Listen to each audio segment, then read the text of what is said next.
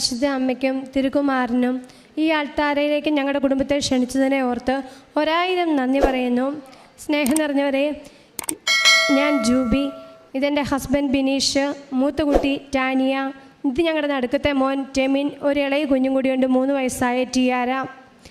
ഞങ്ങളുടെ ഈ നടുക്കത്തെ മോൻ ടെമിൻ ബിനീഷിന് കഴിഞ്ഞ ഡിസംബർ 1-ാം തീയതി ഒരു പനി വരികയും പെട്ടെന്ന് തന്നെ നെഞ്ചിന് വേദനയും ഛർദിയും അനുഭവപ്പെടുകയും ചെയ്തു. ഞങ്ങൾ അവിടെ നിന്ന് വേഗം തൊടുപുഴ എത്തിച്ചു. തൊടുപുഴ ഒരു ഹോസ്പിറ്റലിൽ നിന്നും വീണ്ടും നെഞ്ചിന് വേദന ഉണ്ടായതിനെ തുടർന്ന് കോലഞ്ചേരി മെഡിക്കൽ കോളേജിലേക്ക് കൊണ്ടുപോവുകയാണ്, ICU സൗകര്യമുള്ള ഹോസ്പിറ്റലിലേക്ക്. അവിടെ എത്തി ECG ആദ്യത്തെ ഹോസ്പിറ്റലിൽ ചെക്ക് ചെയ്തപ്പോൾ വേരിയേഷൻ ഉണ്ടായിരുന്നു. കോലഞ്ചേരിയിൽ കൊണ്ടുവന്ന് ECG എടുക്കുമ്പോൾ കുഞ്ഞിൻ്റെ ECGയിൽ വേരിയേഷൻ ഇല്ല. പക്ഷേ ഹൈ ടെമ്പറേച്ചർ ആയതിനാൽ തന്നെ ഡോക്ടേഴ്സ് അവിടെ അഡ്മിറ്റ് ചെയ്തു. ആദ്യത്തെ 4 ദിവസം വൈറൽ ഫീവർ എന്ന് പറഞ്ഞു. പക്ഷേ ഭയങ്കര പനിയാണ് കുഞ്ഞിന് പനിക്കുന്നത്. സപ്പോസിറ്ററി വെച്ചാലല്ലാതെ പനി താഴുന്നില്ല. 4 മണിക്കൂറിന് പോലും ഗ്യാപ്പ് കിട്ടാതെ വീണ്ടും തുടരെ പനിക്കുകയാണ്. പനി കൂടി നിൽക്കുന്ന സമയത്ത് മാത്രം നന്നായിട്ട് കുഞ്ഞിനെ ചുമയ്ക്കുന്നു. ഈ വിവരം ഞങ്ങൾ ഡോക്ടറിനോട് പറഞ്ഞതിനെ തുടർന്ന് എക്സ്റേ എടുക്കുകയും 4-ാം തീയതി എക്സ്റേയിൽ കുഞ്ഞിന് ന്യൂമോണിയ ആണെന്ന് കണ്ടെത്തുകയും ചെയ്തു. വീണ്ടും അന്ന് തന്നെ ഡോക്ടേഴ്സ് ഏതാണ്ട് 4 ടൈപ്പോളം ആൻറ്റിബയോട്ടിക് കുഞ്ഞിന് എമർജൻസി ആയിട്ട് സ്റ്റാർട്ട് ചെയ്യുകയാണ്, ഇഞ്ചക്ഷൻ. പക്ഷേ പനിക്കൊരു ശമനവുമില്ല, ഛർദ്ദിക്കുന്നു നന്നായിട്ട്. കുഞ്ഞ് എപ്പോഴും ഉറങ്ങണമെന്ന് പറയുന്നു, ഞങ്ങളോട് സംസാരിക്കാതെ ആവുന്നു. അങ്ങനെ 12-ാം തീയതി വരെ ഞങ്ങൾ ആ ഹോസ്പിറ്റലിൽ തുടരുകയാണ്. 11-ാം തീയതി ആയപ്പോഴേക്കും കുഞ്ഞിൻ്റെ ദേഹത്ത് ചെറിയ ചുവന്ന പാടുകൾ കണ്ടു തുടങ്ങി. ഞാൻ വിചാരിച്ചു ചെറിയ ചൂടുകുരു എന്തെങ്കിലും ആയിരിക്കുമെന്ന്. ഡോക്ടർമാരോട് നമ്മൾ പനി കുറയാതെ വരുമ്പോൾ അങ്ങോട്ട് ചോദിക്കാൻ തുടങ്ങി, മറ്റെന്തെങ്കിലും പനിയാണോ? അപ്പോൾ ഡോക്ടർമാർ പറഞ്ഞു എലിപ്പനി, ടൈഫോയിഡ്, TB ഇതെല്ലാം ഞങ്ങൾ ചെക്ക് ചെയ്തു, ഇതെല്ലാം നെഗറ്റീവാണ് ആൻസർ. അവസാനം ഡെങ്കുവിൻ്റെ ടെസ്റ്റ് ചെയ്യാൻ കൊടുത്തേക്കുകയാണ്. റിസൾട്ട് ഇന്ന് വരും 12-ാം തീയതി. പക്ഷേ കുഞ്ഞിൻ്റെ ശ്വാസം എടുക്കുന്നതിന് എന്തോ ഒരു വ്യത്യാസം ഞങ്ങൾക്ക് ഫീൽ ചെയ്തു തുടങ്ങി. ഈ സമയത്ത് ഞാൻ ഒറ്റയ്ക്ക് കുഞ്ഞിൻ്റെ കൂടെ ഉണ്ടായിരുന്നുള്ളൂ. ഇളയ കുഞ്ഞിനും വീട്ടിൽ പനിയായി, ഇതിനിടയ്ക്ക് എനിക്കും പനിയായിരുന്നു. 12-ാം തീയതി ഉച്ച കഴിഞ്ഞ് കുഞ്ഞിനെ പെട്ടെന്നൊന്ന് ചുമയ്ക്കുകയും പെട്ടെന്ന് ഓക്സിജൻ ലെവൽ താഴേക്ക് പോവുകയാണ്. ഈ സമയത്ത് ആരോ എൻ്റെ മനസ്സിൽ തോന്നിപ്പിക്കുകയാണ്, ഇവർ കുറയുന്നുണ്ടെന്ന് പറയുന്നുണ്ടെങ്കിലും പനിയുടെ തീവ്രത മാത്രമേ കുറഞ്ഞിട്ടുള്ളൂ, പക്ഷേ കുഞ്ഞിന് കുറവില്ല, കുഞ്ഞ് നമ്മളോടൊന്നും സംസാരിക്കുന്നില്ല. കുഞ്ഞ് ഇതിനിടയിൽ ക്രയോൺസും കളറിംഗ് ബുക്കും ഒക്കെ ചോദിച്ചിരുന്നു. ഇതൊക്കെ കൊണ്ടേ കൊടുത്തെങ്കിലും ഇതൊന്നും നോക്കാൻ പോലും തയ്യാറാവുന്നില്ല. അങ്ങനെ 12-ാം തീയതി എത്രയും പെട്ടെന്ന് ഇവിടുന്ന് കൊണ്ടുപോകൂ എന്ന് മനസ്സിൽ തോന്നിപ്പിച്ചതിനെ തുടർന്ന് വളരെ പെട്ടെന്നൊരു തീരുമാനമെടുക്കുകയാണ്. കോട്ടയം കുട്ടികളുടെ ആശുപത്രിയായ ICHലേക്ക് കുഞ്ഞിനെ ഞങ്ങൾ മാറ്റുകയാണ്. അവിടെ എത്തിയപ്പോഴേക്കും രാത്രി 7 മണി. എങ്ങനെ കൊണ്ടുപോകുമെന്ന് പോലും എനിക്കറിയില്ലായിരുന്നു, ഞാൻ ഒറ്റയ്ക്ക് ഉണ്ടായിരുന്നുള്ളൂ. വേഗം തന്നെ കോലഞ്ചേരിയിലെ ഒരു ഡോക്ടർ പറഞ്ഞു, കുഞ്ഞിനെ കൊണ്ടുപോവുകയാണെങ്കിൽ നിങ്ങൾ തീർച്ചയായിട്ടും ആംബുലൻസിൽ വേണം കൊണ്ടുപോകാൻ. ഇതെൻ്റെ മനസ്സിലെ ചോദ്യത്തിൻ്റെ ഉത്തരമായിരുന്നു. പെട്ടെന്ന് തന്നെ ആ ആംബുലൻസിൽ എത്തിച്ചു. രാത്രി 8:30 ആയപ്പോൾ 12-ാം തീയതി ഞങ്ങൾ കോട്ടയം ICH ESI എന്ന് വിളിക്കുന്ന ഹോസ്പിറ്റലിൽ കുഞ്ഞിനെ എത്തിച്ചു. അവിടെ എത്തുമ്പോഴേക്കും ഡോക്ടേഴ്സ് അവിടുത്തെ നോക്കിയിട്ട് നേരെ കുഞ്ഞിനെ ഹൈ കെയർ യൂണിറ്റിലേക്കാണ് അഡ്മിറ്റ് ചെയ്യുന്നത്. ശരിക്കും പറഞ്ഞാൽ ഈ ഹോസ്പിറ്റലിനെ കുറിച്ച് എനിക്കൊന്നും അറിയില്ലായിരുന്നു. പക്ഷേ പലരുടെ ബന്ധുക്കളുടെയൊക്കെ നിർബന്ധം നിമിത്തമാണ് ഈ ഹോസ്പിറ്റലിലേക്ക് കൊണ്ടുപോകുന്നത് തന്നെ. ഇതെല്ലാം ദൈവത്തിൻ്റെ തീരുമാനമായിരുന്നു. അന്ന് രാത്രി അവിടെ എത്തിച്ചത് അത്രയും സമയം മാത്രമേ ദൈവം ഞങ്ങൾക്ക് മുമ്പേ തന്നിരുന്നുള്ളൂ. കോട്ടയത്ത് എത്തിയതും വീണ്ടും കുഞ്ഞിൻ്റെ ഓക്സിജൻ ഡ്രോപ്പായി പോയി. പിന്നെ അവൻ കംപ്ലീറ്റ് ഓക്സിജനിലേക്ക് മാറുകയാണ്. പിറ്റേ ദിവസം രാവിലെ കുഞ്ഞ് കംപ്ലീറ്റ് ആയിട്ട് ബെഡിലേക്കാവുകയാണ്. ഏറ്റു നിൽക്കാൻ പോലും പറ്റാതെ, ഒന്നും കഴിക്കാൻ പറ്റാതെ, ഒന്ന് ചെരിഞ്ഞു പോലും കിടക്കാൻ പറ്റാത്തൊരവസ്ഥയിലേക്കാവുകയാണ് ഈ മോന്. ആ ദിവസം രാവിലെ അവിടുത്തെ പ്രൊഫസർ വന്ന് കുട്ടിയെ നോക്കിയിട്ട് പറയുകയാണ്, എത്രയും പെട്ടെന്ന് ഒരു എമർജൻസി ട്രീറ്റ്മെൻറ്റ് സ്റ്റാർട്ട് ചെയ്യണം. അതായത് ഒരു ബോട്ടിൽ ഇഞ്ചക്ഷന് 25,000 രൂപ. അത്തരത്തിൽ 14 ബോട്ടിൽ ഇഞ്ചക്ഷനാണ് കുഞ്ഞിനെ ഡോക്ടർ സജസ്റ്റ് ചെയ്യുന്നത്. ശരിക്കും പറഞ്ഞാൽ ആദ്യത്തെ നെഞ്ചിന് വേദനയെ തുടർന്ന് ഞാൻ വിചാരിച്ചത് കുഞ്ഞിൻ്റെ ഹേർട്ടിന് എന്തോ പ്രശ്നമാണെന്നായിരുന്നു. അപ്പം ഞാൻ ഓർത്തു ആ ഇഞ്ചക്ഷൻ കൊടുക്കുമ്പോൾ ശരിയാകും. പൈസയെക്കുറിച്ചല്ല എൻ്റെ മനസ്സിലേക്ക് ആദ്യം വന്നത്. പക്ഷേ ഈ 14 ബോട്ടിൽ ഇഞ്ചക്ഷൻ 25,000 രൂപ വെച്ച് നിങ്ങളൊന്ന് കണക്ക് കൂട്ടിയാൽ അറിയാം എത്ര ലക്ഷം രൂപയുടെ ട്രീറ്റ്മെൻറ്റായി. ഇതൊക്കെ ദൈവം അവന് വേണ്ടി തലേ ദിവസം തന്നെ ക്രമീകരിച്ചു. അവിടെ എത്തിച്ച നിമിഷം തന്നെ ഡോക്ടേഴ്സ് ചോദിച്ചു, കുഞ്ഞിൻ്റെ പേര് റേഷൻ കാർഡിലുണ്ടോ, APL ആണോ BPL ആണോ? ശരിക്കും ഞങ്ങൾ APL ആണ്. പക്ഷേ നിന്നിടത്ത് നിന്ന് ഡോക്ടേഴ്സ് അവന് വേണ്ടി ലക്ഷങ്ങളുടെ ട്രീറ്റ്മെൻറ്റ് ക്രമീകരിച്ച് ആരോഗ്യ കിരണം എന്ന ഒരു ഇൻഷുറൻസ് സ്കീമിൽ കുഞ്ഞിനെ ഉൾപ്പെടുത്തി രേഖപ്പെടുത്തുകയാണ്. ഈ 14 ബോട്ടിൽ ഇഞ്ചക്ഷൻ എൻ്റെ ഹസ്ബൻഡ് പിറ്റേ ദിവസം ഇളയ കുഞ്ഞിനെയും ഹോസ്പിറ്റലിൽ അഡ്മിറ്റാക്കി. അവിടെ ആ കുഞ്ഞിന് ന്യൂമോണിയയാണെന്നാണ് പറയുന്നത്. അതിനുശേഷം എത്തുമ്പോഴേക്കും ഈ 14 ബോട്ടിൽ ഇഞ്ചക്ഷന് കുഞ്ഞിന് കയറ്റിയിരുന്നു. ആദ്യത്തെ ഒരു ബോട്ടിൽ കയറ്റിയപ്പോൾ തന്നെ വീണ്ടും കുഞ്ഞിൻ്റെ അവസ്ഥ വളരെ മോശമാവുകയും അതിനെ തുടർന്ന് വെൻറ്റിലേറ്ററിലേക്ക് ആക്കുകയും ചെയ്തു. അവിടുത്തെ ICUവിൽ നമുക്കെല്ലാവർക്കും നമ്മുടെ കുഞ്ഞുങ്ങളുടെ കൂടെ നിൽക്കാം. പക്ഷെ ഞാൻ അറിയുന്നില്ല ഇത് വെൻറ്റിലേറ്റർ ആണെന്ന്. സത്യത്തിൽ ദൈവം എന്നെ അറിയിക്കാതിരുന്നതായിരുന്നു. അതിനുശേഷം ഈ മോണിറ്ററിൽ ഓരോ സമയത്തും കുഞ്ഞിനെ ICUവിലേക്ക് ആക്കുമ്പോൾ പൾസ് റേറ്റ് താഴെ പോയിട്ട് ബ്ലിം ബ്ലിം എന്ന് ഒച്ച വെക്കുന്നുണ്ട്. ഇതൊന്നും ഞാൻ ശ്രദ്ധിക്കുന്ന പോലുമില്ല. എൻ്റെ കണ്ണെപ്പോഴും ഓക്സിജൻ ലെവലിലായിരുന്നു. ഇതൊക്കെ മാതാവ് എന്നെ മറച്ചു പിടിച്ചതായിരുന്നു സത്യത്തിൽ. പിന്നീടാണ് ഇതെല്ലാം തിരിച്ചറിയുന്നത്. ഈ 14 ബോട്ടിൽ ഇഞ്ചക്ഷൻ കയറിയതിന് ശേഷവും കുഞ്ഞിനൊരു മാറ്റവുമില്ല. അപ്പോൾ ഡോക്ടേഴ്സ് ഇടയ്ക്കിടയ്ക്ക് അന്വേഷിക്കുന്നുണ്ട് കുഞ്ഞിൻ്റെ അച്ഛൻ എവിടെ. കുഞ്ഞിൻ്റെ അച്ഛൻ അവിടെ എത്തിയപ്പോഴേക്കും ഡാഡിയാണെന്ന് പറഞ്ഞപ്പോൾ ഉടനെ പറയുകയാണ്, എൻ്റെ കേൾക്കൽ ഡിസംബർ 14-ാം തീയതി വൈകിട്ട് പറയുകയാണ്, ഈ കുഞ്ഞിന് 48 മണിക്കൂർ കഴിയാതെ ഞങ്ങൾക്കൊന്നും പറയാൻ പറ്റില്ല. ഈ സമയത്താണ് ശരിക്കും തളർന്നു പോയി. നമ്മൾ ഇത്രയൊന്നും വിചാരിക്കുന്നില്ല. ഒരു സാധാ പനിയിൽ തുടങ്ങിയതല്ലേ. 48 മണിക്കൂർ കഴിയാതെ ഒന്നും പറയാൻ പറ്റില്ല. 14 ബോട്ടിൽ ഇഞ്ചക്ഷൻ കയറിയ കുഞ്ഞിനെക്കുറിച്ചാണ് പറയുന്നത്. അതിനു മുമ്പ് 7 ദിവസം 4 ടൈപ്പ് ആൻറ്റിബയോട്ടിക് പോയ കുഞ്ഞിനെക്കുറിച്ചാണ് ഇവരിത് പറയുന്നത്. ശരിക്കും തളർന്നു പോയി. ICUവിന് വെളിയിൽ വന്ന് ഞങ്ങൾ രണ്ടുപേരും പൊട്ടിക്കരഞ്ഞു. ആദ്യമൊന്ന് പകച്ചെങ്കിലും പിന്നീട് നേരെ ചെയ്തത് തിരിച്ച് ICUവിനുള്ളിൽ കയറി കൃപാസനത്തിലെ ആരാധനയുടെ ഒരു ലിങ്ക് എടുത്തു. എനിക്കറിയാമായിരുന്നു ജീവിതത്തിൻ്റെ എന്ത് പ്രതിസന്ധി നമ്മെ ആശ്വസിപ്പിക്കാൻ നമ്മെ നോക്കിയിരിക്കുന്ന ഒരേ ഒരു വിശ്വസ്തൻ മാത്രമേ നമുക്ക് മുന്നിലുള്ളൂ എന്ന്. പരിശുദ്ധ കുർബാനയുടെ ആരാധനയുടെ ലിങ്ക് എടുത്തു. ആ ആരാധനയ്ക്ക് മുമ്പിലേക്ക് പൊട്ടിക്കരഞ്ഞുകൊണ്ട് രാത്രി 12 മണി സമയം കഴിഞ്ഞു. ഡിസംബർ 15-ാം തീയതി അമ്മയോട് 2-3 കാര്യങ്ങൾ ഞാൻ എൻ്റെ സങ്കടം പറഞ്ഞു. ഒന്നാമതായിട്ട് ഞാൻ പറഞ്ഞു, അമ്മേ മാതാവേ, ഈ സമയത്തിനകം കുഞ്ഞ് മരുന്നിനോട് പ്രതികരിക്കുന്നില്ലാത്തതിനാലും ന്യൂമോണിയ കൂടിയതിനാലും എല്ലാ ഗ്രൂപ്പുകളിലേക്കും, ഇടുക്കി രൂപതയുടെ മുഴുവൻ ഗ്രൂപ്പുകളിലേക്കും ഈ കുഞ്ഞിന് വേണ്ടി പ്രാർത്ഥനാ സഹായം ചോദിച്ചുകൊണ്ട് നിരവധി മെസ്സേജുകൾ നിരവധി വൈദികർ ഷെയർ ചെയ്തിരുന്നു. തന്നെയല്ല, ഞാൻ സ്കൂളിലായതിനാൽ സ്കൂളിൻ്റെ ഗ്രൂപ്പുകളിലേക്കുമെല്ലാം ഒത്തിരി പ്രാർത്ഥനാ ഗ്രൂപ്പുകളിലേക്ക് ഒരുപാട് ആളുകൾ ഈ കുഞ്ഞിന് വേണ്ടി പ്രാർത്ഥിക്കാൻ തുടങ്ങിയിരുന്നു. ഈ ഡിസംബർ 15-ാം തീയതി രാത്രി 12 മണിക്ക് ശേഷം ആരാധനയുടെ മധ്യേ ഞാൻ അമ്മയോട് പറഞ്ഞത്, എൻ്റെ ഫോൺ സൈലൻ്റ് ആക്കിയിട്ട് തളർന്നു കിടക്കുന്ന എൻ്റെ കുഞ്ഞിൻ്റെ ദേഹത്തേക്ക് ഈ ഫോൺ മുട്ടിച്ചു വെച്ചു. അതിനുശേഷം അമ്മയോട് ഞാൻ ആദ്യം തന്നെ പറഞ്ഞ വാക്കിതാണ്, എൻ്റെ കുഞ്ഞ് തിരിച്ച് ജീവനോടെ വന്നാൽ അനേകർക്ക് സാക്ഷ്യമാവാൻ വേണ്ടി അമ്മേ ഞാനിത് തിരിച്ചൊരു പോസ്റ്റ് ഇട്ടോളാം. ആദ്യം തന്നെ ഞാൻ ചെയ്തതും അതുതന്നെയാണ്. രണ്ടാമതായിട്ട് അമ്മയോട് ഞാൻ കെഞ്ചി ചോദിച്ചൊരു കാര്യം, ഈ കുഞ്ഞ് തളർന്നു കിടന്നോട്ടെ അമ്മേ, എങ്കിലും സാരമില്ല, എനിക്ക് അവനെ ജീവനോടെ കുറച്ച് നാളും കൂടി കൊതി തീരെ വളർത്താൻ നീ എനിക്ക് തിരിച്ചു തരണം. മൂന്നാമതായിട്ട് ഞാൻ അമ്മയോട് പറഞ്ഞ കാര്യം ഇതായിരുന്നു, അമ്മേ, നിന്നെപ്പോലെ ഞാനിന്ന് സഹായാവസ്ഥയിൽ നിൻ്റെ മുമ്പിൽ നിൽക്കുകയാണ്. നിന്റെ മകനെയും കൊണ്ട് ഗാഗുത്തായിലേക്ക് പോയപ്പോൾ നീ നോക്കി നിന്ന ഒരു ദയനീയ അവസ്ഥയുണ്ടല്ലോ, അതുപോലെ ഞാനും നോക്കി നിൽക്കുകയാണ് എൻ്റെ കുഞ്ഞിനെയും കൊണ്ട് പോകുന്നത്. ഇത് പറഞ്ഞ സെക്കൻഡിൽ ദൈവം അവിടെ ഇടപെട്ടു. പറഞ്ഞ സെക്കൻഡിൽ ഞാൻ നോക്കുമ്പോൾ എൻ്റെ ഫോണിൽ ആരാധനയുടെ ലിങ്ക് എടുത്തതിൽ ഇതേ ഈ കൃപാസനത്തിലെ ആൾത്താരയിലെ തിരുവോസ്തിക്ക് മുകളിലായിട്ട് ഞാൻ നോക്കുമ്പോൾ എൻ്റെ കുഞ്ഞിൻ്റെ ചിത്രം തെളിഞ്ഞു വന്നു. നിങ്ങളൊക്കെ പല സാക്ഷ്യങ്ങളും കേട്ടിട്ടുണ്ടെങ്കിലും തെളിവോടുകൂടി ഒരു സാക്ഷ്യം ഒരു പക്ഷേ ആദ്യമായിട്ടായിരിക്കും. ഇപ്പോൾ തന്നെ ഞാനത് കാണിച്ചു തരാം.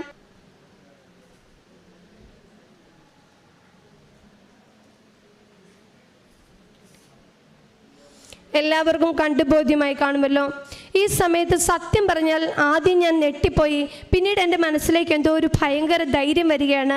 എൻ്റെ കുഞ്ഞിൻ്റെ അവസ്ഥ എന്തു മോശമായാലും ഈശോ അറിഞ്ഞു തന്നെ തന്ന ഒരു സഹനമാണിതെന്ന് പറഞ്ഞാൽ ഒരൊറ്റ ബോധ്യം വരികയാണ്. ആദ്യം തന്നെ ഞാൻ ആ ഫോൺ എത്ര സമയം ഫോണിൽ നിൽക്കുമെന്ന് നമുക്കറിയില്ല. അതുകൊണ്ട് തന്നെ ഞാൻ പെട്ടെന്ന് അതിൻ്റെ സ്ക്രീൻഷോട്ട് എടുത്തു. ആദ്യമേ പുറത്ത് കരഞ്ഞുകൊണ്ട് ICUവിന് വെളിയിലിരിക്കുന്ന എൻ്റെ ഹസ്ബൻഡിനെ ഇതിട്ട് കൊടുത്തു. ഹസ്ബൻഡിനോട് ചോദിച്ചു, ഇതെന്താ ജൂബി ഇത്? അപ്പോൾ ഞാൻ വിവരമൊക്കെ പറഞ്ഞു, ഇങ്ങനെ തെളിഞ്ഞു വന്ന ചിത്രമാണ്. പിന്നീട് എന്നോട് വളരെ ക്ലോസ് ആയിട്ട് നിൽക്കുന്ന കുറച്ച് വൈദികരുണ്ട്, അവർക്ക് ഞാൻ വേഗം തന്നെ ഷെയർ ചെയ്തു കൊടുത്തു. പിറ്റേ ദിവസം തന്നെ ഞങ്ങളുടെ ഇടവക വികാരി അച്ഛൻ ചിറ്റടി അച്ഛൻ അവിടെ വരികയും കുഞ്ഞുവിനെ കയറി ICUവിൽ കണ്ട് കുഞ്ഞിന് വേണ്ടി പ്രാർത്ഥിക്കുകയും ചെയ്യുകയാണ്. പക്ഷേ പനി കുറയുന്നില്ല. വീണ്ടും മനസ്സിലൊരു ചെറിയ ആശങ്കയുണ്ട്, ദൈവം കാണിച്ചു തന്നതിൻ്റെ അർത്ഥം എന്താണ്? ഈ കുഞ്ഞ് ഇങ്ങോട്ടാണോ അങ്ങോട്ടാണോ? ഇതേ സമയം ഡിസംബർ 15-ാം തീയതി പകലായപ്പോൾ എനിക്കും തീരെ വയ്യാണ്ടാകുകയാണ്. എനിക്കും ചെസ്റ്റിനകത്ത് ഭയങ്കര പെയിൻ. ഡോക്ടറിനെ ചെന്ന് മെഡിക്കൽ കോളേജിലേക്ക് കണ്ടപ്പോൾ പറഞ്ഞു, അവിടുത്തെ കാഷ്വാലിറ്റി ഡോക്ടർ, എനിക്കും ന്യൂമോണിയയാണ്.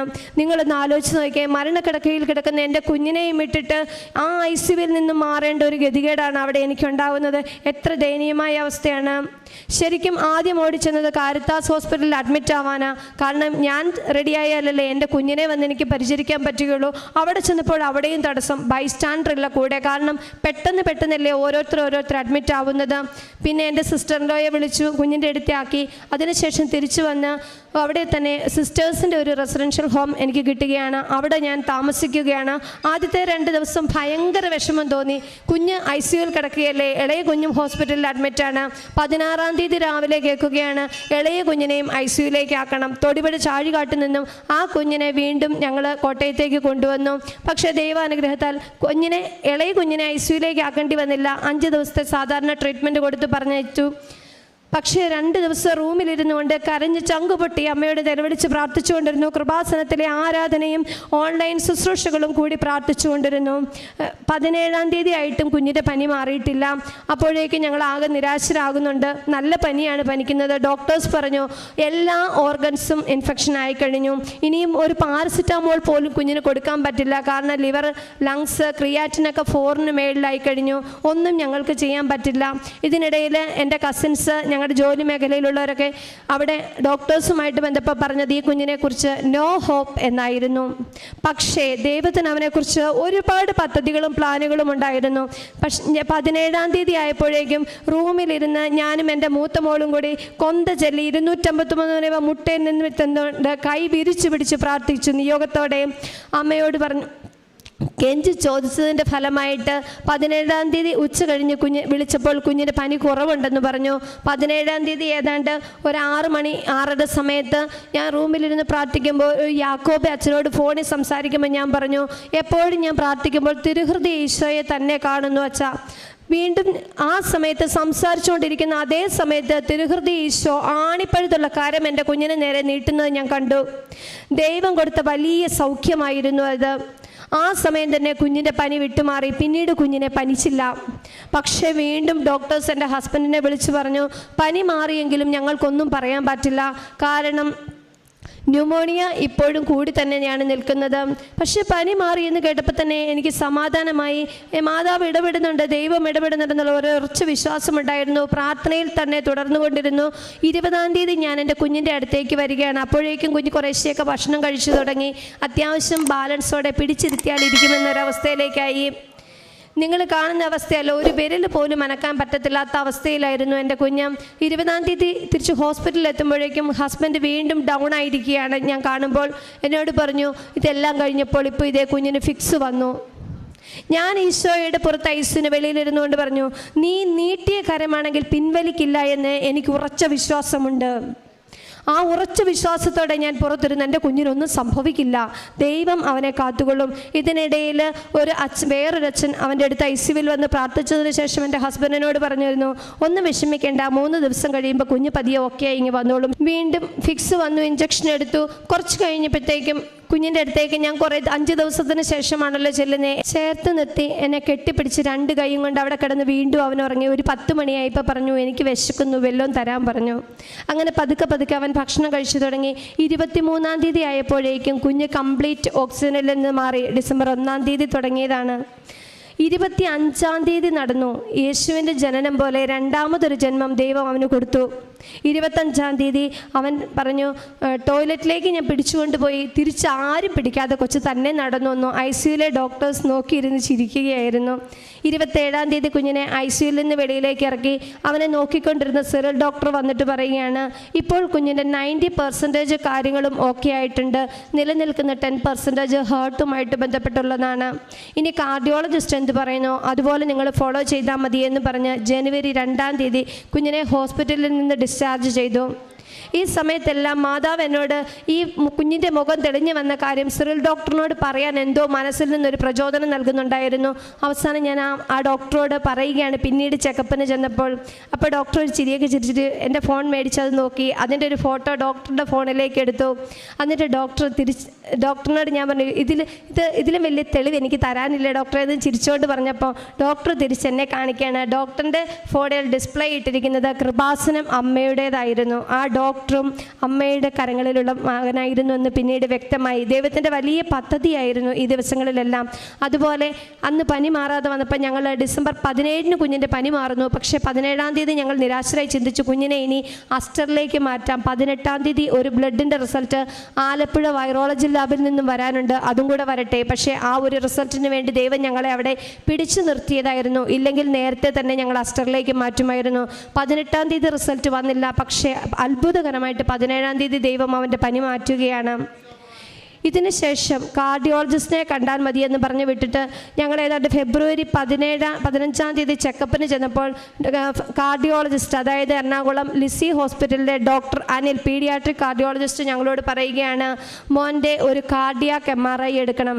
അപ്പം ഞാൻ ചോദിച്ചു, ഡോക്ടറെ ഇനി എന്തിനാണ് കാർഡിയാക് MRI എടുക്കുന്നത്? ശരിക്കും അനിൽ ഡോക്ടറിൻ്റെ വാക്കുകൾ കേട്ടപ്പോൾ ഞങ്ങൾ ഞെട്ടിപ്പോയി. അതായത് ഇവൻ്റെ രോഗാവസ്ഥയിൽ രോഗം മൂർച്ഛിച്ചിരുന്ന സമയത്ത് കുഞ്ഞിൻ്റെ ഹാർട്ട് ബീറ്റ് നിന്നു പോയിരുന്നു. ഒരിക്കലും ഞങ്ങൾക്ക് ശരിക്കും ഭയങ്കര സർപ്രൈസായിട്ടാണ് തോന്നിയത്. ദൈവം ഇതൊന്നും ഞങ്ങളെ അറിയിച്ചില്ല. സത്യം പറഞ്ഞാൽ അവന് വേണ്ട ക്രമീകരണങ്ങൾ, ആ 14 ബോട്ടിൽ ഇഞ്ചക്ഷൻ ഇട്ടിട്ട് കുഞ്ഞ് മരുന്നിനോട് റെസ്പോണ്ട് ചെയ്യാതെ മൊത്തം 17 ബോട്ടിൽ ഇഞ്ചക്ഷൻ അവന് ഇടേണ്ടി വന്നു. ഈ കുഞ്ഞിന് ഇത്രയും വലിയൊരു സഹനത്തിലൂടെ ദൈവം വഴി നടത്തിയെങ്കിലും ഒന്നിനും ഒരു കുറവും ഉണ്ടായില്ല. 2 പേര് വേണമായിരുന്നു കുഞ്ഞിൻ്റെ കൂടെ. അവൻ്റെ കൂടെ വേണ്ട ആളുകളെയും ഒരുപാട് ആളുകൾ ഈ കുഞ്ഞിന് വേണ്ടി പ്രാർത്ഥിക്കാൻ ദൈവം ഏറ്റവും അത്ഭുതമായിട്ട് പിന്നീട് തോന്നിയൊരു കാര്യം അതാണ്. ഒത്തിരി ആളുകളെ ദൈവം ഈ കുഞ്ഞിന് വേണ്ടി പുറത്ത് റെഡിയാക്കി. ഞങ്ങൾ ആവശ്യപ്പെട്ടിട്ടല്ല, ഞങ്ങൾ അറിയുന്നില്ല. സത്യം പറഞ്ഞാൽ അനേകം വൈദികർ, സിസ്റ്റേഴ്സ്, ഞങ്ങളുടെ ഇടവകയിലെ സിസ്റ്റേഴ്സ് നിത്യാരാധന നടത്തി കണ്ടിന്യൂസ് ഈ കുഞ്ഞിന് വേണ്ടി പ്രാർത്ഥിച്ചുകൊണ്ടിരിക്കുകയായിരുന്നു. ഇത്രയും വലിയ സഹനം വന്നപ്പോൾ എന്തുകൊണ്ട് ദൈവം ഇത്രയധികം ആളുകളെ ഈ കുഞ്ഞിന് വേണ്ടി ഒരുക്കിയെന്ന് എനിക്കറിയില്ല. ഞാൻ ഉൾപ്പെടെ ഞാൻ ഇവിടെ വിളിച്ച് കൃപാസനത്തിൽ കുഞ്ഞിന് വേണ്ടി മധ്യസ്ഥ പ്രാർത്ഥന ചോദിച്ചിരുന്നു. അതുപോലെ പലരും ഒട്ടനവധി പ്രശസ്ത പള്ളികളായ നമുക്കറിയാം Anakkara, Bharananganam, Aruvithura, Thodupuzha, divine Mercy home, ഇങ്ങനെ നിരവധി ധ്യാന കേന്ദ്രങ്ങളിലെല്ലാം വിളിച്ച് ബന്ധപ്പെട്ടു. ഈ വിളിച്ച് ബന്ധപ്പെട്ട വ്യക്തികൾക്കെല്ലാം അവിടെ കോണ്ടാക്ട് ചെയ്യാൻ പറ്റി. എല്ലാ സ്ഥലങ്ങളിലെയും അനേകരുടെ പ്രാർത്ഥന കുഞ്ഞിന് കിട്ടി. ഒത്തിരി കുഞ്ഞുങ്ങളുടെ പ്രാർത്ഥന കിട്ടി. ഇവരെല്ലാം നന്ദിയോടെ പരിശുദ്ധ അമ്മയുടെ മുമ്പിൽ ഈ സമയം ഓർത്ത് പ്രാർത്ഥിക്കുന്നു. അവരെയൊക്കെ അനുഗ്രഹിക്കണേ, അവരുടെ കുടുംബങ്ങളെ അനുഗ്രഹിക്കണേ എന്ന്. ഇതിന് ശേഷമുണ്ടായ ഇതിന് തൊട്ട് മുമ്പ് ശരിക്കും പറഞ്ഞാൽ ഞാൻ നേരത്തെയൊക്കെ പ്രാർത്ഥിക്കുമെങ്കിലും അമ്മയോടുള്ള ആഴത്തിലുള്ളൊരു വിശ്വാസം സത്യസന്ധമായി പറഞ്ഞാൽ കൃപാസനത്തിലൂടെയാണ് എനിക്ക് കിട്ടുന്നത്. 2017 എൻ്റെ ഹസ്ബൻഡ് ജോലി ചെയ്യുന്ന ഒരു സ്ഥലത്ത് കുറച്ച് പ്രശ്നങ്ങൾ വരികയും കുറേ പൈസ ഞങ്ങൾക്ക് നഷ്ടപ്പെടുകയും ചെയ്തു. അതായത് ഒരു ഭവനം പണിയാൻ ഒരുങ്ങിയിരുന്നിട്ട് നടന്നില്ല. അങ്ങനെ ഇരിക്കുമ്പോൾ എൻ്റെ ഹസ്ബൻഡ് തന്നെയാണ് കൃപാസനത്തിലെ കാര്യം നമുക്ക് അവിടെ ഒന്ന് പോയാലോ എന്ന് പറയുന്നത്. അങ്ങനെയാണ് ഞാൻ യൂട്യൂബിൽ സെർച്ച് ചെയ്യാനൊക്കെ തുടങ്ങിയത്. അതിനു മുമ്പ് ഇതേ മകൻ ഏതാണ്ട് 2.5 വയസ്സുള്ളപ്പോൾ സാധാ പനിയൊക്കെ ആയിട്ട് ഇതുപോലെ ഹോസ്പിറ്റലിൽ കിടന്നപ്പോൾ ഒരു കൃപാസനം പത്രം എൻ്റെ കയ്യിൽ കിട്ടി. ഞാൻ നോക്കുമ്പോൾ മുഴുവൻ ഉടമ്പടി. ഇതെന്നാന്ന് എനിക്ക് മനസ്സിലായില്ല. ഇതെന്തോ തട്ടിപ്പാടെന്ന് പറഞ്ഞ് ആ പത്രം മാറ്റി വെച്ച വ്യക്തിയാണ് ഞാൻ. അതേ മകനിലൂടെ കൃപാസനത്തിലെ അമ്മ ഇടപെട്ട് നടന്ന വലിയൊരു അത്ഭുതമാണ് പ്രിയപ്പെട്ടവരെ ഞാനിപ്പോൾ നിങ്ങളോട് ഷെയർ ചെയ്തത്. അതിനുശേഷം 2020 ഞാൻ എൻ്റെ മോളോട് പറഞ്ഞു, മോളെ നമുക്കൊരു വീട് റെഡിയായിട്ടില്ല, നമ്മുടെ പൈസയൊക്കെ ഇങ്ങനെ പോയി, ഒന്നുകിൽ സ്ഥലം വിൽക്കണം അല്ലെങ്കിൽ വീടുള്ള സ്ഥലവുമായിട്ട് എന്തെങ്കിലും ഒരു വെച്ചുമാറ്റം വരണം. അപ്പം കോവിഡിൻ്റെ സമയമൊക്കെ ആയതിനാൽ ഓൺലൈനായിട്ട് ഞങ്ങൾ വീട്ടിലിരുന്നു കൊണ്ട് ബഹുമാനപ്പെട്ട ജോസഫ് അച്ഛൻ്റെ നയിച്ചുകൊണ്ടിരുന്ന വിശുദ്ധ കുർബാനയും ആരാധനയും കൂടി പ്രാർത്ഥിച്ചു. ഈ സമയത്ത് അച്ഛൻ പറയുകയാണ്, നിങ്ങളുടെ നിയോഗങ്ങൾക്കുള്ള ഡേറ്റ് ഇട്ട് പ്രാർത്ഥിക്കട്ടെ. ആദ്യം ഡേറ്റ് ഇട്ടെന്നാണ് പറഞ്ഞു. അപ്പോൾ എനിക്ക് മനസ്സിലായില്ല. കുറച്ച് സമയം ശ്രദ്ധിച്ചപ്പോൾ മനസ്സിലായി നമ്മുടെ നിയോഗങ്ങൾക്കുള്ള ഡേറ്റ് ഇട്ട് പ്രാർത്ഥിക്കാനാണ് അച്ഛൻ പറയുന്നത്. ഞാൻ അങ്ങനെ 2020 മാർച്ച് മാസം അമ്മയോട് പറയുകയാണ്, അമ്മ 1 മാസത്തിനുള്ളിൽ ഒരു കച്ചവടം ഞങ്ങൾക്ക് റെഡിയാക്കി തരണമേ. പറഞ്ഞാൽ വിശ്വസിക്കുമോ എന്നറിയത്തില്ല. കൃത്യം 1 മാസമായപ്പോഴേക്കും ഞങ്ങൾ പണിയാൻ ആഗ്രഹിച്ച സ്ഥലത്തിനേക്കാൾ സൗകര്യമുള്ള സ്ഥലത്ത് അമ്മ ഒരു ചെറിയ ഭവനം, അതായത് ഞങ്ങൾ എവിടെ അപമാനിക്കപ്പെട്ടോ അതേ ഓഫീസിന് മുമ്പിലായിട്ട് ഞങ്ങൾക്കൊരു വീട് ഒരുക്കി ദൈവം തന്നു. അതിന് മുമ്പായിട്ട് ഒരു ദിവസം കൃപാസനത്തെ പറ്റി കേട്ട ഉടനെ തന്നെയാണ് എൻ്റെ കാലിൽ ഒരു ആണി ഉണ്ടായിരുന്നു. അപ്പോൾ ഞാനിങ്ങനെ സന്ധ്യാപ്രാർത്ഥന ചെല്ലുന്ന സമയത്ത് അമ്മയോട് പറഞ്ഞു, അമ്മേ ഈ ആണി ഞങ്ങൾ മുറിച്ച് കളയാൻ വേണ്ടി മാറ്റാൻ വേണ്ടി സർജറി ചെയ്യാനൊക്കെ ഇരിക്കും, ഇതൊന്ന് സുഖപ്പെടുത്തണേ. പറഞ്ഞെങ്കിലും വലിയ ആണിയല്ലേ, ഒത്തിരി വലിയ ഗൗരവമുള്ളതല്ലേ. ഞാൻ മറന്നുപോയി. കുറച്ച് ദിവസം കഴിഞ്ഞ് ഞാൻ നോക്കുമ്പം കാലിൽ ആണിയില്ല. അതിനുശേഷം പിന്നീട് ആണി ഉണ്ടായിട്ടുമില്ല, അത് കീറേണ്ടി വന്നിട്ടുമില്ല. ഇതിനൊക്കെ നന്ദിയായിട്ട് ശരിക്കും പറയുകയാണെങ്കിൽ കഴിഞ്ഞ 2023 മെയ് 27 ഞങ്ങൾ ഇവിടെ വന്നു. നന്ദിയായിട്ടാണ് വന്നേ. ഉടമ്പടി എടുക്കാൻ വന്നവരല്ല ഞങ്ങൾ. അമ്മയുടെ അടുത്ത് വരണം, ഒന്ന് പ്രാർത്ഥിക്കണം, തിരിച്ചു പോകണം. ഇവിടെ വന്നപ്പോൾ ഉടമ്പടി എടുക്കാനുള്ള സൗകര്യമുണ്ടായിരുന്നു. അതുകൊണ്ട് ഇവിടെ കയറി ഉടമ്പടി എടുത്തു. ഉടമ്പടിയിലെ എൻ്റെ 2ാമത്തെ നിയോഗമായിരുന്നു എനിക്ക് സ്ഥിരമായിട്ട് ഒരു ജോലി ലഭിക്കണം. ഞാൻ ഇടുക്കി രൂപതയുടെ കീഴിലുള്ള സ്കൂളിലാണ് ജോലി ചെയ്യുന്നത്. തിരിച്ചു ചെന്നതിന് ശേഷം അപ്പം എനിക്ക് അതിന് തൊട്ട് മുന്നത്തെ വർഷവും ഞാൻ ഡെയിലി വേജസ് ആയിട്ടാണ് ജോലി ചെയ്യുന്നത്. വീണ്ടും അച്ഛൻ ഈ വർഷം എന്നോട് പറഞ്ഞു, ജൂണിൽ ആദ്യം ഡെയിലി വേജസ് അതിൻ്റെ ബാക്കിയുണ്ട്, അത് തന്നെ തുടർന്നോളാൻ പറഞ്ഞു. അപ്പോൾ എൻ്റെ പ്രതീക്ഷയൊക്കെ തീർന്നു. കാരണം സാധാരണ നമുക്ക് ഓപ്പൺ പോസ്റ്റുകൾ തരിക ജൂൺ ജൂലൈ സമയമാണ്. എനിക്ക് തന്നിരിക്കുന്ന ഡെയിലി വേജസ് ഓഗസ്റ്റ് വരെ ഉണ്ട് താനും. അപ്പോൾ ഇനി എനിക്ക് സ്ഥിരം ഈ വർഷം ഒരു ജോലി കിട്ടില്ല എന്നുള്ള കാര്യം ഉറപ്പായി. പക്ഷേ ഞാൻ രാവിലെ പ്രത്യക്ഷീകരണ പ്രാർത്ഥന ചെല്ലുകയാണ്. മെയ് 27 ഇവിടെ വന്ന് ഉടമ്പടി എടുത്തു. ജൂൺ 17 രാവിലെ പ്രത്യക്ഷീകരണ പ്രാർത്ഥന ചെല്ലിയിട്ട് എഴുന്നേറ്റ് പോകാൻ തുടങ്ങുമ്പോൾ പരിശുദ്ധ അമ്മ കൈ നീട്ടി അനുഗ്രഹിക്കുന്നത് ഞാൻ കണ്ടു. ഞാൻ തമാശന് തിരിച്ചൊരു ചോദ്യം ചോദിച്ചു, എൻ്റെ ജോലിക്കാര്യം ഏതായാലും തീരുമാനമായി, ഇനി എന്ത് കാര്യത്തിലാണാവോ നീ എന്നെ അനുഗ്രഹിക്കുന്നേ എന്നൊക്കെ ചോദിച്ചിട്ട് സാധാരണ പോലെ അടുക്കളയിലെ ജോലിയൊക്കെ ചെയ്ത് സ്കൂളിൽ പോയി. അവിടെ ചെന്നപ്പോഴേക്കും ഹെഡ് മാസ്റ്റർ പറയുകയാണ്, ഇന്ന് എഡ്യൂക്കേഷൻ ഓഫീസിൽ നിന്ന് വിളിച്ചിരുന്നു, നാളെ ചെന്ന് അച്ഛനെ കാണാൻ. പിറ്റേ ദിവസം ചെന്നപ്പോൾ ഞാൻ ഡെയിലി വേജസിന് പോയ അതേ സ്കൂളിൽ അവിടെ പെട്ടെന്നൊരു വേക്കൻസി വന്നതാണ്. ആ ഓപ്പൺ പോസ്റ്റ് അച്ഛൻ നൽകിയ എനിക്ക് മാതാവ് തന്ന അടുത്ത അനുഗ്രഹം. അതുപോലെ വീണ്ടും ഈ ജോലി കിട്ടിയാൽ ഞാൻ സാക്ഷ്യപ്പെടുത്തി കൊള്ളാമെന്ന് നേർന്നിരുന്നു. എൻ്റെ മോൻ്റെ അസുഖത്തിൻ്റെ സമയത്തും ഞാൻ നേർന്നിരുന്നതാണ്, ഞങ്ങളിവിടെ വന്ന് സാക്ഷ്യം പറഞ്ഞോളാമെന്ന്. വീണ്ടും നവംബർ 15 വീണ്ടും അമ്മ രാവിലെ പ്രാർത്ഥിക്കുന്ന സമയത്ത് ഇതേ കൈനീട്ടി അനുഗ്രഹിച്ചു. അപ്പം ഞാൻ അമ്മയോട് പറഞ്ഞു, അതിന് തലേ ദിവസം ഞാൻ അമ്മയോട് പറഞ്ഞു, അമ്മേ എനിക്ക് അവിടെ വന്ന് സാക്ഷ്യം പറയുമ്പോൾ ജോലി കിട്ടുമ്പം എൻ്റെ സാലറിയും കൂടെ ഒക്കെ ഒന്ന് പാസ്സായിട്ട് സന്തോഷത്തോടെ വന്ന് എല്ലാവരോടും പറയാനാണ് എനിക്കിഷ്ടം. ഞാൻ ഇടയ്ക്ക് ഇങ്ങനെ ചുമ്മാ വർത്താനമൊക്കെ പറയും മാതാവിനോട്, ഇങ്ങനെ തന്നെത്താൻ പറഞ്ഞേച്ചു പോയി. പിറ്റേ ദിവസം സ്കൂളിൽ ചെന്നപ്പോൾ ഇതെൻ്റെ അടുത്ത ഓർഡർ, എൻ്റെ നിയമനം താൽക്കാലികമായിട്ട് ഗവൺമെൻറ് അംഗീകരിച്ചിരിക്കുന്നു. ആ ഓർഡറും എനിക്ക് കിട്ടി. അങ്ങനെ അമ്മ മാതാവ് നിരവധി അനുഗ്രഹങ്ങളിലൂടെ, ശരിക്കും അമ്മ മാതാവിനെ ഞാൻ തേടി പോവല്ല ചെയ്തേ, അമ്മ ഞങ്ങളെ തേടി വരികയാണ് ചെയ്തത്. ഇത്തരത്തിൽ നിരവധിയായ അനുഗ്രഹങ്ങൾ വാരിക്കോരി തന്നുകൊണ്ട് ആ കുഞ്ഞ് വയ്യാതിരുന്ന സമയത്ത് ഈശോയോട് ഞാൻ ഒന്നേ കെഞ്ചി ചോദിച്ചുള്ളൂ, എൻ്റെ ദിവ്യകാരുണ്യ ഈശോയെ, നിൻ്റെ ജീവൻ എൻ്റെ കുഞ്ഞിന് കൊടുത്ത് അവനെ സൗഖ്യപ്പെടുത്തണമേ എന്ന്. ഈശോയുടെ ജീവനാണ് എൻ്റെ കുഞ്ഞിലൂടെ ഇന്ന് പ്രവഹിക്കുന്നതെന്ന് ആരുടെ മുമ്പിലും ഉറച്ചു പറയാൻ സാധിക്കും. നിരവധിയായ അനുഗ്രഹങ്ങൾ വാരിക്കൊന്ന് അനുഗ്രഹിച്ച അമ്മ മാതാവിനും എല്ലാവരുടെയും പേരിൽ ഒരുപാട് പേരുടെ പ്രാർത്ഥനയുടെ ഫലമായി ഞങ്ങളെ അനുഗ്രഹിച്ച നല്ലവനായ ദൈവത്തിനും 1000 നന്ദി പറയുന്നു. ശരിക്കും പറഞ്ഞാൽ കാരുണ്യപ്രവൃത്തിയായിട്ട് ഞാൻ അനാഥ മന്ദിരങ്ങളൊന്നും തേടിപ്പോവാറില്ല. പക്ഷേ എന്നും ദൈവം ആരെയെങ്കിലുമൊക്കെ എൻ്റെ മുമ്പിൽ പല രീതിയിൽ, ഒന്നെങ്കിൽ രോഗാവസ്ഥയിലായിരിക്കാം, സ്കൂളിൽ ജോലി ചെയ്യുന്നതുകൊണ്ട് ചിലപ്പോൾ ചില കുഞ്ഞുങ്ങളുടെ വീട്ടിലെ സാഹചര്യങ്ങളാവാം, എന്തെങ്കിലുമൊക്കെ ഓരോ അവസ്ഥകൾ മുമ്പിൽ കൊണ്ട് തരാറുണ്ട്. അപ്പം ഞാനത് മനസ്സിലാക്കിയിട്ട് ചെയ്യാൻ പറ്റുന്ന നന്മ, അവർ ചിലപ്പോൾ രോഗികളായിരിക്കും, അവർക്ക് വേണ്ട സഹായമായിട്ട് എന്താ ചെയ്യാൻ പറ്റുക എന്ന് പറഞ്ഞു കൊടുക്കും. അല്ലെങ്കിൽ സാമ്പത്തികമായിട്ട് ചെയ്യാൻ പറ്റുന്ന വലിയ സാമ്പത്തികമൊന്നും അല്ലെങ്കിൽ നമുക്കുള്ളതിൻ്റെ ഒരു ഓഹരി കൊടുക്കും. പിന്നെ ഏറ്റവും പ്രധാനമായിട്ട് എനിക്ക് പിന്നീട് തോന്നിയൊരു കാര്യം, ഞാൻ ഉടമ്പടി എടുക്കുന്നതിന് മുമ്പ് പോലും ചെയ്തതാണ്. ഈ മോൻ വയ്യാതാകുന്നതിന് കറക്റ്റ് 1 വർഷം മുമ്പ് ഒരു ഓർഫനേജിലെ കുഞ്ഞ് വയ്യാതെ മരിച്ചു പോകുകയുണ്ടായി. അന്നേരം എനിക്ക് എൻ്റെ ശമ്പളം ശരിക്കും പറഞ്ഞാൽ കിട്ടുന്നതേ ഉണ്ടായിരുന്നുള്ളൂ. ആ കുഞ്ഞ് മരിച്ചു കഴിഞ്ഞപ്പം നമ്മുടെ എറണാകുളത്തുള്ളൊരു ഫേമസ് ഹോസ്പിറ്റലിൽ നിന്ന് ആ കുഞ്ഞിൻ്റെ ബോഡി വിട്ടുകൊടുക്കില്ല. കാരണം 3-4 ലക്ഷം രൂപ ആ ഓർഫനേജുകാർ കെട്ടിവെച്ചാൽ മാത്രമേ കൊടുക്കുള്ളൂ. അപ്പോൾ അവിടുത്തെ കാര്യങ്ങളൊക്കെ നോക്കുന്ന എൻ്റെ ഒരു ക്ലോസ് ഫ്രണ്ടായിട്ടുള്ള അച്ഛൻ എന്നെ വിളിച്ചിട്ട് ചോദിക്കുകയാണ്, ചേച്ചി പറഞ്ഞില്ലായിരുന്നു ജോലി സാലറി പാസ്സാകുമ്പോൾ എന്തെങ്കിലും ചെയ്യാമെന്ന്, ഒരു 5000 രൂപ തരാൻ പറ്റുമോ ചേച്ചി എന്ന് ചോദിച്ചു. സത്യത്തിൽ 5000 അല്ല, എൻ്റെ കയ്യിലില്ലായിരുന്നു. ഞാൻ എൻ്റെ ഒരു ആൻറ്റിയോട് കടം മേടിച്ച് 10000 രൂപ ആ കുഞ്ഞിൻ്റെ ബില്ലടയ്ക്കാൻ കൊടുത്തു. അതിൻ്റെ 10 മടങ്ങായിട്ട് 1 വർഷം കഴിഞ്ഞപ്പോൾ എൻ്റെ കുഞ്ഞ് ആശുപത്രി കിടക്കുമ്പോൾ ഒന്നിനും ഒരു കുറവും കൂടാതെ, നിങ്ങളോട് ഞാൻ മുമ്പേ പറഞ്ഞു 17 ബോട്ടിൽ മരുന്നിൽ 25,000 രൂപ വെച്ച് നിങ്ങൾ കണക്ക് കൂട്ടി നോക്കിയോ, 10 മടങ്ങായിട്ട് തമ്പുരാൻ തിരിച്ചു തന്നു. എപ്പോഴും കിട്ടുന്ന അവസരങ്ങളിൽ ഇങ്ങനെ ചെയ്യുക. പിന്നെ പറ്റുന്ന സമയങ്ങളിലെല്ലാം, പറ്റുന്ന ദിവസങ്ങളിലെല്ലാം തന്നെ കുർബാനയിൽ പോവുകയും കൂടുകയും ഒക്കെ ചെയ്യാറുണ്ട്. ശരിക്കും ഉടമ്പടിയിൽ വെച്ച് വേറൊരു ആവശ്യമായിരുന്നു ആത്മീയമായ ഒരു ബന്ധം ഈശോയും മാതാവും ഒക്കെ ആയിട്ട് സ്ഥാപിച്ചത് നിലനിർത്തി പോകണമെന്ന്. കുഞ്ഞിൻ്റെ വയ്യാഴിക വന്നതിലൂടെ ആഴത്തിൽ അതിന് ദൈവം ഞങ്ങളെ ഒരുക്കുകയായിരുന്നു. ഞങ്ങളുടെ കുടുംബത്തെ, കുഞ്ഞുങ്ങളെ ഒരുക്കുകയായിരുന്നു. അമ്മ മാതാവിനും തിരുക്കുമാരനും എത്ര നന്ദി പറഞ്ഞാലും മതിയാവില്ല. വളരെ വ്യക്തമായിട്ട് ആ സാക്ഷ്യം ഇവിടെ വ്യക്തമായിട്ട് പറയുന്നുണ്ട്. അതിൽ ഏറ്റവും വലിയൊരു ദൈവിക ഇടപെടലായിട്ട് ഒരു തെളിവായിട്ട് കാണിച്ചത് ഉടമ്പടി ആരാധനയാണ്. ഒരുപാട് സാക്ഷ്യങ്ങളിൽ ആവർത്തിക്കപ്പെടുന്ന ഒന്നാണ് ഉടമ്പടി ആരാധനയുടെ കാര്യം. ഉടമ്പടി ആരാധനയിൽ ആ സമയം മൊബൈൽ ഉപയോഗിച്ച് പ്രാർത്ഥിച്ചപ്പം അതിൻ്റെ ചിത്രം ഇപ്പം നിങ്ങളത് ഭാവിയിൽ യൂട്യൂബിൽ കാണുമ്പോൾ അത് നമുക്ക് കാണുവാനായിട്ട് അടിപ്പ് ഇവിടുന്ന് കാണുമ്പോൾ അത്ര വ്യക്തമല്ല. അപ്പോൾ അത് ഈ കൊച്ചിൻ്റെ അതേ മുഖമുള്ളൊരു മുഖഭാവം ഈ അൾത്താരയിൽ ഈശോയുടെ അടുത്ത് തെളിഞ്ഞു വന്നതിന് തോന്നിപ്പിക്കുന്ന തരത്തിലുള്ളൊരു വ്യക്തമായിട്ടൊരു അനുഭവം അവിടെ നിന്ന് ഉണ്ടായി എന്നുള്ളതും, അതിനുശേഷം ഓരോ പ്രാവശ്യവും റിക്കവറിയിലേക്ക് വന്നു എന്നുള്ളതും, ഉടമ്പടിയിൽ ഈ ഒരു ആരാധന വളരെ വ്യക്തമായിട്ട് ദൈവ സാന്നിധ്യം അറിയിച്ചു എന്നുള്ളതാണ് ഈ ഒരു സാക്ഷ്യം. മാതാവ് വ്യക്തമായിട്ട് ഇടപെട്ടു. അതിനെ വീണ്ടും ഡോക്ടറിന് പോലും വലിയൊരു സൗഖ്യമായിട്ട്, വലിയൊരു അനുഭവമായിട്ട്, അത്ഭുതമായിട്ട് മാറി എന്നുള്ളതും.